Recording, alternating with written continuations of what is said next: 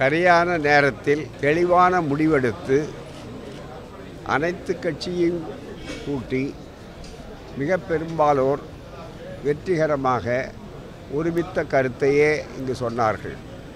ஒரு சிறு மாறுபட்ட கருத்து கூட இல்லாமல் ஏக மனதாக நிறைவேற்றக்கூடிய அளவிற்கு தமிழ்நாடே திரண்டிருக்கிறது என்று சொன்னால் இது முதலமைச்சருக்கு கிடைத்த மிகப்பெரிய வெற்றி மட்டுமல்ல, தமிழ்நாட்டு மக்கள் எவ்வளவு கட்சிகளுக்கு அப்பாற்பட்டு இந்த உணர்வுகளை பெற்றிருக்கிறார்கள் என்பதற்கு திராவிட மண், பெரியார் மண் ஒரு நல்ல எடுத்துக்காட்டு.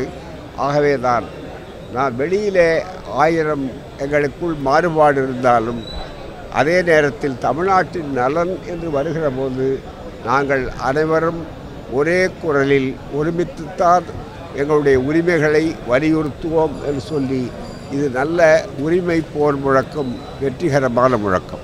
மாண்புமிகு முதலமைச்சர் திரு ஸ்டாலின் அவர்கள் கூட்டிய சர்வகட்சி கூட்டம் வரலாற்று முக்கியத்துவம் வாய்ந்த ஒரு கூட்டமாகும். நம்முடைய தமிழ்நாட்டின் எதிர்காலம் மட்டுமல்ல, தென்னாட்டின் எதிர்காலம் மட்டுமல்ல,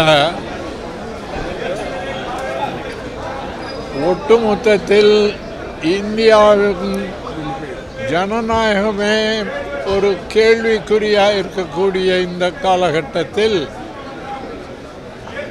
இந்த கூட்டத்தை முதலமைச்சர் கூட்டியிருப்பதை நான் மனப்பூர்வமாக பாராட்டி வரவேற்கிறேன்.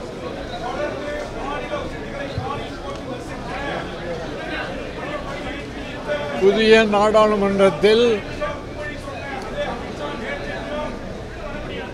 888 உறுப்பினர்கள் கொண்டதாக புதிய நாடாளுமன்றம் கட்டும்போது இந்த சந்தேகம் எழுந்தது.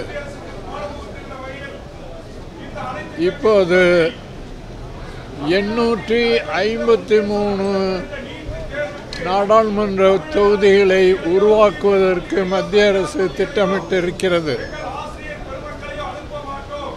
அதற்காகத்தான் முதற்படியாக இந்த வேலைகளை எல்லாம் செய்கிறார்கள்.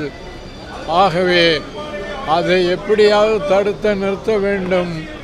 அதற்கு மாண்புமிகு முதலமைச்சர் ஸ்டாலின் அவர்கள் தென்னாட்டு முதலமைச்சர்களை மட்டுமல்ல, இந்தியாவின் எதிர்க்கட்சி முதலமைச்சர்கள் மம்தா பானர்ஜி போன்றவர்கள் எல்லோரையும் அழைத்து பேசி ஜனநாயகத்தை காக்கும் தனது கடமையை செய்வதற்கு இது முதற்படி என்று நான் கருதுகிறேன்.